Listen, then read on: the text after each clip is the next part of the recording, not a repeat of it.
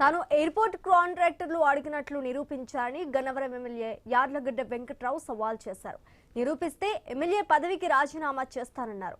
గన్నవరం నియోజకవర్గంలో తాను యుద్ధం చేసి గెలిచానని స్పష్టం చేశారు.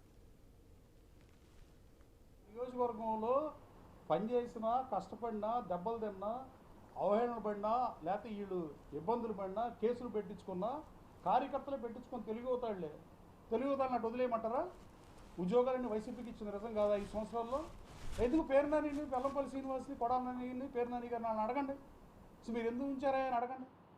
మే 22న ఒక రాజకీయ పార్టీ పదవిస్తే దురదృష్టవశాత్తు మే 23న అధికారం మారితే అదే పాలకవర్గం ఎలా ఉంటుందండి? అంటే జగన్మోహన్ రెడ్డి కూడా డబ్బులు తీసుకున్నాడా దీంట్లో? మంత్రుల స్థాయి కాదా? నేను మాట్లాడేవాను కదా జగన్మోహన్ రెడ్డి గురించి కూడా. నేను కాంట్రాక్ట్ అసలు అక్కడ కాంట్రాక్ట్ ఉందని నాకు తెలియదు. ఈయన చెప్తున్నాడు కదా నేను అసలు నేను ఎయిర్పోర్ట్ మీటింగ్కి వెళ్ళిందే 2 సంవత్సరాల తర్వాత. నిరూపించమనండి. నా ఎమ్మెల్యే తృణప్రాయంగా రాజీనామా చేసి పడేస్తా.